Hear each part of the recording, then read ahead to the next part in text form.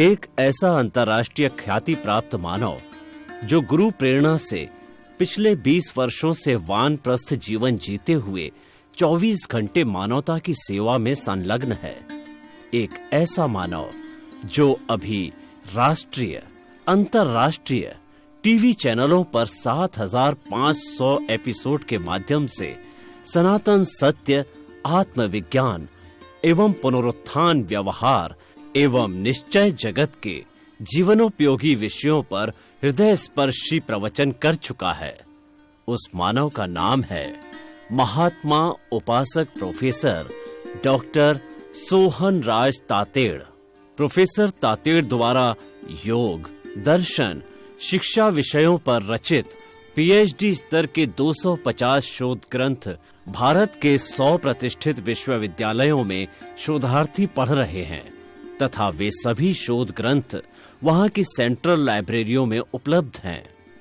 महात्मा सोहन राज ने अभी तक हजारों स्कूलों, कॉलेजों, विश्वविद्यालयों एवं संस्थाओं में सेमिनार, वर्कशॉप, कैंप लगाकर लाखों विद्यार्थियों को योग, दर्शन, शिक्षा का प्रशिक्षण देकर उन्हें सुसंस्कारित किया। डॉक्टर तातेड़ ने भारतीय संस्कृति उत्थान के 4000 से अधिक समसामयिक विषयों पर आर्टिकल लिखकर ऑनलाइन जर्नल, पत्रिकाओं, वेबसाइट्स पर प्रकाशित किया, जिसका उपयोग लाखों पाठक कर रहे हैं। उपासक तातेड़ के 5000 से अधिक आज का सुविचार, आज का शुभ संदेश, आज का मंगल भावना योग आदि चिंतन websites, Twitter, blogger, Facebook, YouTube माध्यमों से लाखों लोग अपना जीवन निर्माण कर रहे हैं। मानवता के मसीहा ऐसे महामानव महात्मा सोहन राज तातेड़ के प्रोफाइल को अभी तक विश्व के 20 लाख दर्शक यूट्यूब पर, 12 लाख गूगल पर एवं लाखों दर्शक फेसबुक, ब्लॉगर, ट्विटर और इंस्टाग्राम पर देख चुके हैं।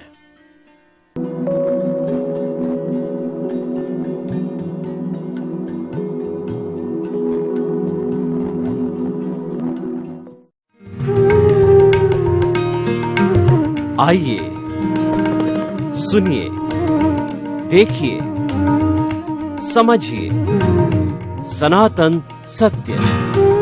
जैसी दृष्टि वैसी सृष्टि, दृष्टि विज्ञान, कुदरत, कुदरती रचना एवं कुदरत के कानून से शाश्वत सुख की प्राप्ति।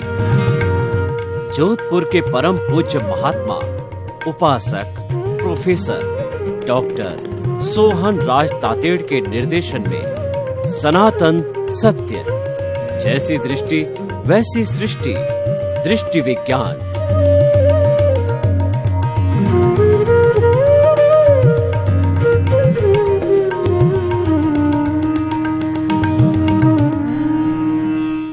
आध्यात्मिक कार्यक्रम हमारा आत्मविज्ञान, साइंस ऑफ द सोल, उसमें आपका हार्दिक स्वागत है, अभिनंदन है, सत्कार है। आत्मविज्ञान कार्यक्रम के अंतर्गत आत्मा का अनुभव कराया जाता है, आपका क्या अस्तित्व है उसकी जानकारी दी जाती है और आपको जो है आपका लक्ष्य निर्धारित किया जाता है। हमारी भारतीय संस्कृति में 4 बातें बहुत कठिन है। मनुष्य जीवन का मिलना दुर्लभ और ईश्वर की वाणी सुनने का अवसर मिलना उसे भी दुर्लभ, ईश्वर की वाणी में विश्वास होना वो भी दुर्लभ, और सबसे दुर्लभ है ईश्वर की वाणी को शरीर में उतारना, वो चारित्र में ढालना। ये सब बातें हम आपको आत्मविज्ञान के अंदर बताते हैं। दुनिया में बहुत से विज्ञान है, बहुत सी विद्याएं हैं, सबसे बड़ी विद्या है आत्मविद्या। वो हम आपको देना चाहते हैं, इसीलिए इसको शुद्ध ज्ञान कहा जाता है, शुद्ध उपयोग किया जाता है और ये प्रतिदिन अलग अलग विषयों के साथ में बताया जाता है। तो इसी क्रम से जुड़ा हुआ आज हम एक बहुत सुंदर विषय लेकर से आपसे के सामने आए हैं, आपके सामने हाजिर हुए, आपकी सेवा में आए हैं। वो है हमारा ध्यान योग। देखिए, भगवान कृष्ण ने युद्ध के मैदान में 18 दिन तक अर्जुन को निहत्थे सारथी के रूप में, यानी बिना किसी शस्त्र को रखे हुए सारथी बने। 18 दिन तक उन्होंने प्रतिदिन नई नई उनको प्रेरणाएं दी, नई नई शक्ति जगाई और सुषुप्त शक्तियों को अर्जुन को जागृत किया, ताकि कि वो लड़ता रहा। अर्जुन लड़ता रहा, उसके भीतर बैठा था वो अलग था। उन्होंने भेद विज्ञान कर दिया ताकि कि उसके भीतर बैठी हुई जो शुद्ध आत्मा है उसके ऊपर किसी तरह का बंधन नहीं हो, और उसी भाव के अंदर अर्जुन मोक्ष गया, क्योंकि उसको किसी तरह का पाप नहीं लगा। वह लड़ने वाला अलग था, और जिसकी हाजिरी में लड़ रहा था वो अलग था। हाजिरी वाले को किसी तरह कोई डैमेज नहीं हुआ, तो उसके अंदर पहले जो 6 अध्याय थे वो कर्म योग के थे, दूसरे जो अध्याय थे वो भक्ति योग के थे, तीसरे 6 अध्याय थे वो ज्ञान योग के थे, और निष्कर्ष के अंदर ये बताया गया ध्यान योग। इन सब की हम समीक्षा करें तो ध्यान योग था। ध्यान योग एक समीक्षा का योग था गीता के हिसाब से, और वैसे ध्यान तो बहुत ही प्रसिद्ध है। हमारे धार्मिक ग्रंथों के अंदर जो अंतिम अवस्था आती है वो समाधि की अवस्था आती है। वो समाधि की अवस्था ध्यान है, वो निरालंबन ध्यान है। जब हम सारे आलम्बन छोड़ करके अपने सेल्फ रियलाइजेशन के ध्यान में लगते हैं, वो निरालंबन ध्यान है। मेडिटेशन को सबसे ऊंचा स्थान दिया गया है। अगर हम जैन धर्म की बात करें तो जैन धर्म में तप के 12 भेद बताए हैं, निर्जरा के 12 भेद बताए हैं। 6 जो भेद है वो बाह्य के हैं, हर एक की शक्ति समान नहीं होती है। जो प्रारंभिक अध्यात्म करने वाले हैं, भक्ति करने वाले हैं, धर्म करने वाले हैं, उनको अनशन, उनोदरी, भिक्षाचरी, रस परित्याग, काय कलेश, प्रतिसल्लीनता, ये 6 जो है बाहर के उनको धर्म बताए, तप बताए, बाहर के निर्जरा बताई, और ये बाहर की ये साधना बताई। और जो लोग ज्यादा एक्सपर्ट है वो ग्रेजुएट है, पोस्ट ग्रेजुएट है, डॉक्टरेट है, तो उनकी बुद्धि विकसित है। उनके लिए प्रायश्चित, विनय, वैयाव्रत, स्वाध्याय, ध्यान और व्युत्सर्ग। व्युत्सर्ग तो एक अवस्था होता है बॉडी को छोड़ने का, मुक्ति जाने का, लेकिन सबसे ऊंची अवस्था है वो हमारा ध्यान है। पतंजलि में क्या बताया गया है? अष्टांग योग है, एक होलिस्टिक योग है, एक संपूर्ण योग है, जो कि व्यक्ति का व्यवहार शुद्ध करते करते, उसके शरीर की शुद्धि करते करते, उसके बुद्धि विचारों की शुद्धि करते करते, और उसको मुक्ति तक ले जाता है। उसका नाम अष्टांग योग है। अष्टांग योग आसन प्राणायाम तक ही सीमित नहीं है, वो हमारे व्यवहार जगत को शुद्ध करके, और हमें निश्चय, हमारा जो निश्चय है, हमारा मोक्ष है, उसकी प्राप्ति करना जो है वह इसका मुख्य उद्देश्य होता है अष्टांग योग। उसमें क्या बताया गया है? यम, नियम, आसन, प्राणायाम, प्रत्याहार, धारणा, ध्यान और समाधि। समाधि जो है वो हमारा उच्च कोटि का मेडिटेशन है, उच्च कोटि का ध्यान है। इस दुनिया में जितने भी धर्म हैं और विश्व के मुख्य 8 धर्म हैं, कौन कौन से? Hinduism, Buddhism, Jainism, Sikhism, Christianity, इस्लाम, जुडाइज्म, जोरास्ट्रियन। इन 8 धर्मों के अंदर ध्यान को सर्वोच्च स्थान दिया गया है। सबसे उच्च साधना ध्यान की होती है, और हमारे भीतर जितनी अशुद्धि भरी पड़ी है उस अशुद्धि को देखना ये ध्यान है। कितनी बड़ी बात है कि हमारा आत्मविज्ञान, सिद्धांत के आत्मविज्ञान का ज्ञाता दृष्टा भाव। ज्ञाता दृष्टा भाव का अर्थ ये होता है कि राग द्वेष रहित होकर के भीतर जो मालिक इस पूरे शरीर को देखना चाहता है, और हमारी जो अशुद्धि से भरा हुआ जो कर्म शरीर पूरे शरीर के अंदर व्याप्त है, उस शरीर करीब को राग द्वेष मुक्त होकर के और देखने लग जाता है, उसी का नाम ध्यान है। और जब ये मालिक उसको देखने लग जाता है तो उसके भीतर जितने भी हमारे पौद्गलिक कर्म है, ज्ञानावर्णीय, दर्शनावर्णीय, वेदनीय, मोहनीय, आयुष्य, नाम, गोत्र, अंतराय, इसकी 148 प्रकृतियां सभी हिलने लगती है। जब क्या होता है, व्यवहार जगत में हम देखते हैं कि किसी शहर के अंदर मंत्री आ जाता है, मुख्यमंत्री आ जाता है, प्रधानमंत्री आ जाता है, तो एक हलचल चालू होती है। और पब्लिक मीटिंग होती है। पब्लिक मीटिंग के अंदर आम व्यक्ति को स्वतंत्रता होती, प्रजातंत्र के अंदर अपना जो दुख दर्द हो वह मंत्री महोदय को बताओ। पुराने जमाने में राजा होते थे, ये वर्तमान के राजा है, क्योंकि प्रजातंत्र में ही हम ही उनको राजा बना के भेजते हैं, हम ही उनको चुन करके भेजते हैं, हम ही उनको अपना प्रतिनिधि बना करके भेजते हैं। तो उनका दायित्व होता है हमारे दुख दर्द का समाधान करे। तो मालिक जब हाजिर हो जाता है, फैक्ट्री के अंदर मालिक आकर के ऑफिस पे बैठ जाता है और एक ऑफिस के अंदर अफसर अपने कार्यालय में बैठ जाता है, तो जितने भी कर्मचारी है सब विजिलेंट हो जाते हैं, उनमें एफिशिएंसी आ जाती है, हर एक 100% एफिशिएंसी से काम करता है। ठीक उसी तरह से इस ध्यान योग के माध्यम से जब हमारा मालिक जो है इस शरीर के अंदर घूमने जाता है, ज्ञाता दृष्टा भाव से वो राग द्वेष रहित होकर के एक एक कोशिका के पास जाता है, तो कार्बन शरीर हिलने लगता है। देखिए कि किसी को भूत लग जाता है, भूतनी लग जाती है, तो जो मंत्रों का ज्ञाता होता है और जो विद्या को जानता है, भूत निकालने की विद्या को जानता है, जब उसको असली पकड़ आ जाती है तो उसकी चोटी पकड़ लेता है भीतर बैठते पुलिस को, जो भीतर बैठते हुए जो है भूत को, और भूत जाते हैं, क्यों जाते हैं कि भूत भी जो है एक उत्पत्ति स्थान है, भूत भी एक जगह है, मतलब वहां पे वो भी एक आत्मा है। अगर हमारा उससे कोई हिसाब किताब है तो हमारे शरीर में घुस करके और हमको दुख देता है, दर्द देता है और इसके अंदर घुसा रहता है, वो पागलपन की बातें करता, भूत नहीं लगती है। तो उसी तरीके से, लेकिन जो तांत्रिक होता है उसकी चोटी पकड़ के कहता है, तब वो कहता है बाप जी जाऊं जाऊं जाऊं, भागू, मुझे छोड़ दो, मुझे छोड़ दो। वो वादा लेता है कि मैं तुम्हें जो अभी छोड़ता हूं तुम तुरंत भाग जाओगे और हमेशा के लिए इस शरीर को जो दुख नहीं दोगे। तो वादा करते हो तो मैं तुम्हारी चोटी छोड़ूं, नहीं तो मैं तुम्हारे को कस करके और बांध दूंगा। तब वो वादा करता है, भूत निकल जाता है। ऐसे भूत निकाले जाते हैं। तो ठीक उसी तरीके से ध्यान योग के माध्यम से जब हमारा प्रभु राउंड लेने लगता है शरीर के अंदर, तो कार्बन शरीर भी पूरे शरीर में है और शरीर के अंदर 60 खरब कोशिकाएं हैं और ज्ञाता दृष्टा भाव से पूरे शरीर को देखना चलता है। राग, ज्ञाता दृष्टा का अर्थ क्या है?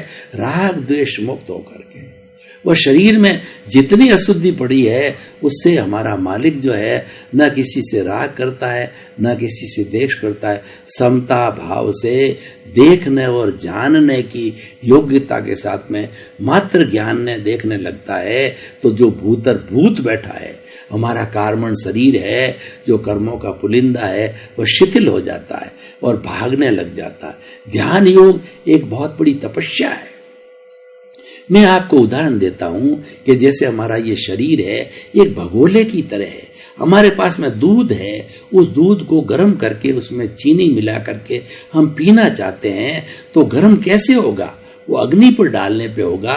और सीधा ही अगर दूध को हमने अग्नि पर डाल दिया तो अग्नि बुझ जाएगी और वह हमारा दूध भी खराब हो जाएगा, चला जाएगा, तो और हम वंचित रह जाएंगे। तो हम क्या करते हैं? उस दूध को भगोले में डालते हैं, भगोले में डाल करके और अग्नि पर रखते हैं। तो धीरे धीरे ज्यों ताप लगता है, ताप लग करके आपने देखा होगा टर्बुलेंस पैदा होता है।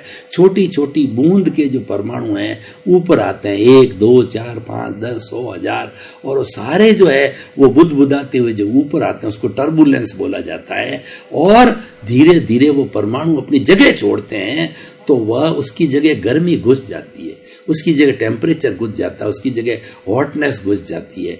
तो ठीक और हमारा दूध गर्म हो जाता है। तो इसीलिए ध्यान क्या है? ध्यान एक भगोला है। जब हम शरीर हमारा एक भगोला है और ध्यान है वो ऐसी शक्ति है कि वो टर्बुलेंस पैदा करती है इस भगोले के अंदर। और इस भगोले के अंदर जो कर्म पड़े हुए हैं, वो कर्म के अंदर जैसे कि परमाणु छोड़ते हैं, वो जगह होती है, तो वह छिन्न भिन्न हो जाते हैं, शिथिल पड़ जाते हैं। और शिथिल पड़ करके डिसोसिएशन होता है, जिसको हम निर्जरा बोलते हैं हमारी आत्मविज्ञान की भाषा के अंदर। वो निर्जरा होती है और वह कर्म हमारे शरीर से अलग होकर के, और जितना जितना कर्म शरीर हमारे कार्बन शरीर से अलग होगा, तो वह शुद्ध होता जाएगा। अब देखिए, हमारा उद्देश्य तो है कि उस कार्बन शरीर को ताप देना, सीधा ताप नहीं जाता। हमारा तो उद्देश्य है कि दूध को ताप देना है, सीधा नहीं दे सकते, भगोले के माध्यम से देते हैं। तो शरीर एक भगोला है और हमारा जो वो अग्नि है, जो हमारा ध्यान करते हैं वो अग्नि है। अग्नि उसको तपाती है और उसमें टर्बुलेंस पैदा करती है और वो शिथिल होकर के कर्म शरीर धीरे धीरे जब सुपर स्टेज का ध्यान किया जाता है एकदम शुद्ध हो जाता है। और ये अंतिम समाधि की स्टेज होती है, जिनको बहुत शीघ्र ही इस कार्बन शरीर को धुलाई करनी होती है, धुलना होता है, वो ध्यान की प्रक्रिया में जाते हैं। क्योंकि ध्यान योग के द्वारा हमारा जो ज्ञाता दृष्टा भाव है वो विकसित हो जाता है, क्योंकि वो डिस्टरबेंस करने वाला नहीं होता है। ध्यान के अंदर बिल्कुल एक आलम्बन सहित होता है, नो डिस्टरबेंस एट ऑल। और जो ध्यान किया जाता है शांतिपूर्ण जगह में होता है, साफ जगह में होता है, और एक ऐसा आसन जिससे शरीर भी अपन को परेशान न करे। श्वास शिथिल होना चाहिए, शरीर में पहले कायोत्सर्ग करके बांध किया जाता है, यानी पूरे शरीर के अंदर ये ऑटो सजेशन दिया जाता है कि मेरे शरीर के अंदर जो कोशिका एक एक रोम रोम कोशिका शिथिल हो जाए, शिथिल हो जाती है। कोई अकड़न नहीं, कोई जकड़न नहीं, कोई तनाव नहीं, कोई टेंशन नहीं, कोई स्ट्रेस नहीं, कोई स्ट्रेन नहीं। जब बिल्कुल शवासन हो जाता है, कायोत्सर्ग हो जाता है, श्वास शिथिल हो जाता है, तो फिर पीछे जब ध्यान किया जाता है न तो हमारा ध्यान इधर जाता है न उधर जाता है न भटकता है, सर्व ज्ञाता दृष्टा रहता है। और उस अवस्था के अंदर हम जितने समय रहते हैं उसमें हाईएस्ट रूप से जो है हमारे कर्मों की शुद्धि होती है, और कर्मों को शुद्ध होकर ही हम मुक्ति जा सकते हैं। इसीलिए निर्जरा का मतलब होता है आत्मा से कर्मों का अलग होना। वो तो आंशिक निर्जरा हो गई, और जब पूर्ण निर्जरा हो जाती है तो कर्म शरीर अपना पौद्गल रूप में इस पर्यावरण के अंदर कॉस्मोस में सृष्टि में चला जाता है, और आत्मा मुक्ति को चली जाती है। और ये पंचभूतात्मक शरीर होता है, उसको जला दिया जाता है। जला देने के बाद के अंदर इसके अंदर 5 भूत होते हैं, पृथ्वी पृथ्वी में, जल जल में, अग्नि अग्नि में, वायु वायु में, आकाश आकाश में। क्यों कि सृष्टि की बड़ी विशेषता है कि सृष्टि की जो भी एनर्जी होती है वो तीनों काल में एक सी रहती है, कोई एनर्जी इसकी घटती नहीं है। आइंस्टीन ने सिद्धांत दिया इस पूरे ब्रह्मांड के अंदर E=mc²।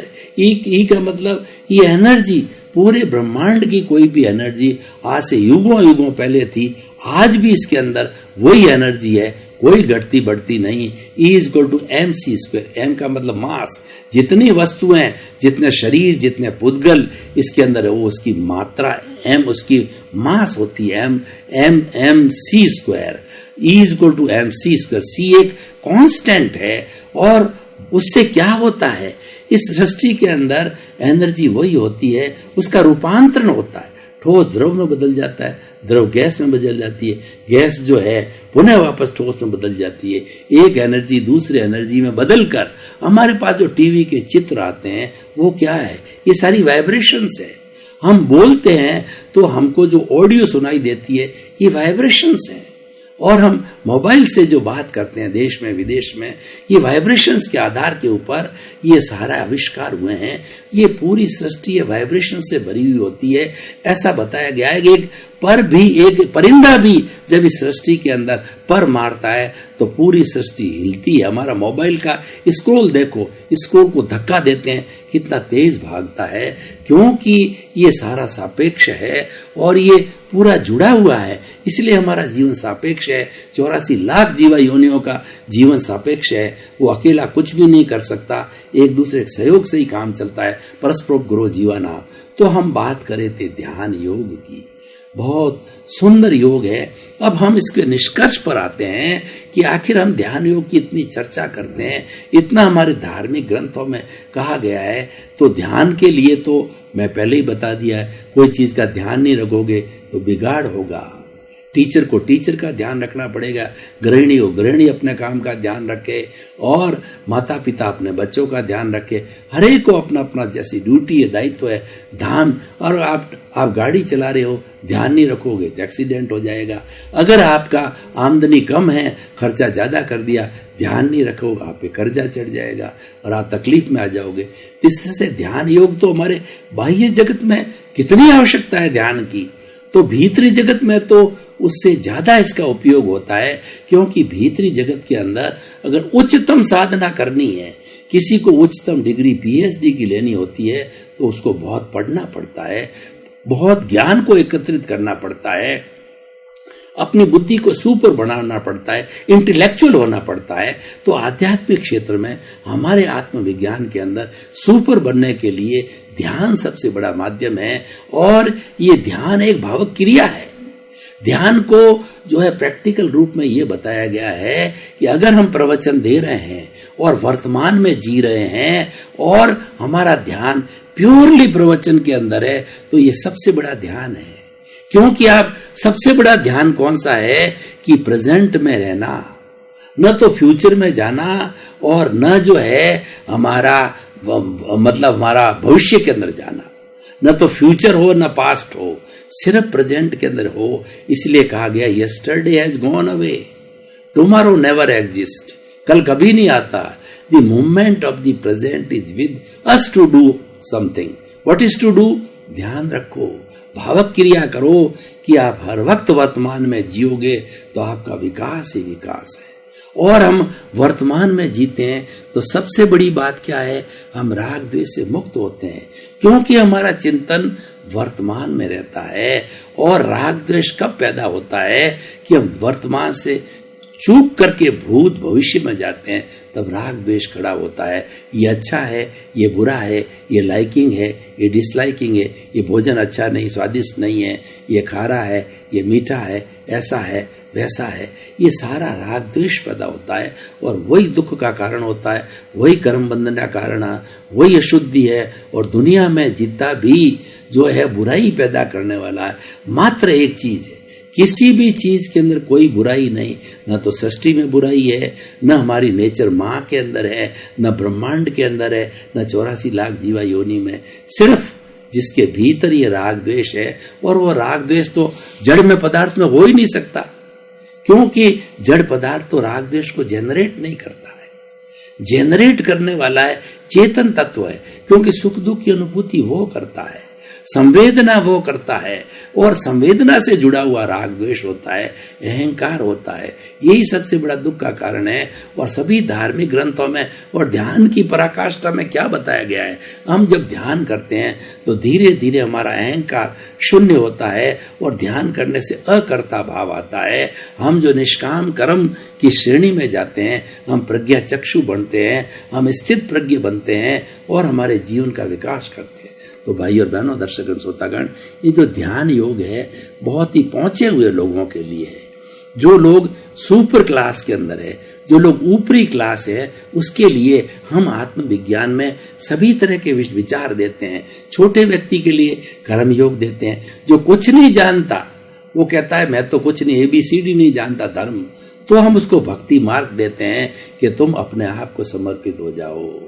कर्म योगी हैं तो हम उसको कहते हैं तुम कर्म करते रहो, 24 आवर लोअर का करो, खाती का काम करो, टीचर का काम करो, पर तुम फल की इच्छा नहीं करना। और जो लोग बहुत सुपर स्टेज के जो मान लो साधक हैं, साधु है, सन्यासी हैं, अच्छा जो करने वाले हैं साधना, उनको हम ये ध्यान योग देते हैं। और भगवान कृष्ण ने ध्यान योग को निष्कर्ष में लिया है कि भक्ति योग करते हुए और कर्म योग करते हुए, ज्ञान योग करते हुए अगर आप सुपर क्लास में जाना चाहते हो, आप गीता का सारांश निकालना चाहते हो, तो तुम ध्यान योग के अंदर रहो, प्रेजेंट के अंदर रहो, जो काम करना है उसी में रहो। तो क्या होगा, सारी आपकी एफिशिएंसी जो है वो प्रेजेंट में आ जाएगी। जब कोई व्यक्ति अपनी फुल एफिशिएंसी से काम करता है, तब उसको टारगेट अचीव हो रहा है। अर्जुन को जब संयम रचा गया द्रौपदी का, तो एक शर्त थी कि जितने भी राजकुमार है उन सब राजकुमारों को अपने अपने धनुष से एक ऊपर मछली बांध दी थी, जिसकी की आंख खुली थी और नीचे जो है एक तालाब टाइप बना दिया था, उसमें उसके जो है आंख दिख रही थी उस मछली की। और हर राजकुमार को बोला गया, पूछा गया क्या गया, अपना अपना जवाब दिया। अर्जुन ने अपनी सारी शक्तियों को वर्तमान में केंद्रित किया, वो ध्यान योग के अंदर चला गया। अर्जुन तो बहुत पहुंचा हुआ था, उसने कहा मुझे कुछ नहीं दिखता है, मुझे तो जो परछाई दिख रही है, मछली की आंख की परछाई दिख रही, उसको भेदना है, न इधर दिखता है न उधर दिखता है। मेरे को तो सिर्फ जो उस मछली की आंख जो भेदनी दिखाई देती है। और उसने सारी शक्तियों को जागृत करके, शक्तियों को एक जगह इकट्ठा करके और उस मछली की जो है आंख को भेद दिया। और उस समय में द्रौपदी का विवाह जो है अर्जुन के साथ में हुआ और सभी राजकुमार डिफीटेड हुए और एक ही राजकुमार के साथ में विवाह बना था। तो मेरे कहने का अर्थ होता है कि भाई और बहनों, आपका बहुत बहुत धन्यवाद। हमारा ये साइंस ऑफ द सोल आत्मविज्ञान है, आपको प्रतिदिन ऊंचाई में ले जाएगा। ऊंचाई किसकी? सेल्फ रियलाइजेशन की, आत्मनिरीक्षण की, आत्म परीक्षण की, आत्म प्रशिक्षण की। और मैं कौन हूं इसके अस्तित्व की जानकारी करने के लिए दुनिया में सबसे जो कठिन काम है, अपने आप को जानना, अपने आप की जानकारी कराने वाला आत्मविज्ञान है। आप देखते रहिए, इसका आनंद उठाते रहिए। आपका जीवन आनंदमय हो, धन्य हो, मंगलमय हो, आपके प्रति मंगल।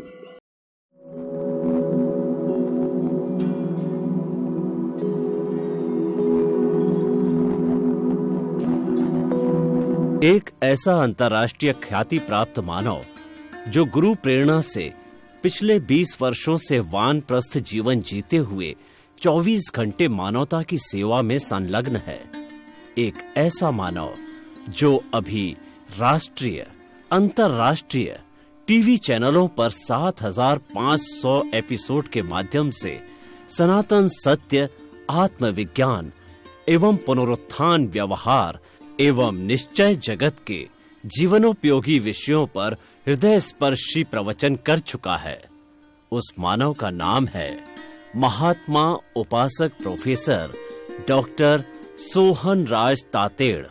प्रोफेसर तातेड़ द्वारा योग, दर्शन, शिक्षा विषयों पर रचित पीएचडी स्तर के 250 शोध ग्रंथ भारत के 100 प्रतिष्ठित विश्वविद्यालयों में शोधार्थी पढ़ रहे हैं तथा वे सभी शोध ग्रंथ वहां की सेंट्रल लाइब्रेरियों में उपलब्ध हैं। महात्मा सोहन राज ने अभी तक हजारों स्कूलों, कॉलेजों, विश्वविद्यालयों एवं संस्थाओं में सेमिनार, वर्कशॉप, कैंप लगाकर लाखों विद्यार्थियों को योग, दर्शन, शिक्षा का प्रशिक्षण देकर उन्हें सुसंस्कारित किया।